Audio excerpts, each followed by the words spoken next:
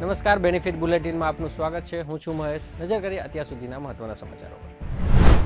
રાજકોટમાં મિલકત પચાવી પાડવાના ક્રિસ્ટીના પટેલ દ્વારા કરવામાં આવ્યો આક્ષેપ. સોશિયલ મીડિયામાં વિડીયો બનાવી કરવામાં આવ્યો આક્ષેપ, જેમાં તેના કાકા અને અન્ય પરિવારજનો દ્વારા તેની માતાને ધમકાવવામાં આવી રહ્યા હોવાનો કર્યો આક્ષેપ. ક્રિસ્ટીનાએ રાજકોટ પોલીસ પર ગંભીર આરોપ લગાવ્યા છે કે તેના કાકા ભાજપમાં આગેવાન હોવાથી પોલીસ ફરિયાદ નથી નોંધી રહી. આ મામલે મિલકત પચાવી પાડવાનો વિવાદ હોવાનું સામે આવ્યું છે. સુરતના ડુમસમાં આવેલા વીકેન્ડ એડ્રેસમાંથી દારૂની મહેફિલ ઝડપાઈ. ડુમસ પોલીસે 2 મહિલા સહિત 6ની કરી ધરપકડ. પોલીસે દારૂની બોટલ અને મોબાઈલ સહિત ₹2.55 લાખનો મુદ્દામાલ કર્યો કબજે. ફ્રેન્ડશીપ ડે નિમિત્તે વીકેન્ડ એડ્રેસમાં ચોથા માળે જામી હતી મહેફિલ. બાતમીના આધારે ડુમસ પોલીસે દરોડા પાડી દારૂની મહેફિલ મારતા તમામને ઝડપી પાડ્યા.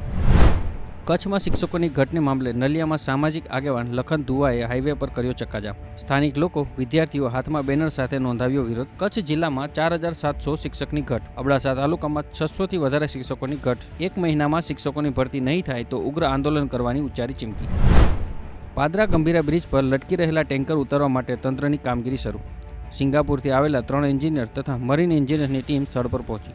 પ્રથમ એર બલૂન ટ્રકની નજીક લાવવામાં આવ્યું. બ્રિજની ઉપર ઓપરેશન માટે ટેન્ટ પણ તૈયાર કરવામાં આવ્યો. ટ્રકની પાછળ લાંબા દોરડા તથા હવા વગરના બલૂન પણ તૈયાર કરવામાં આવ્યા.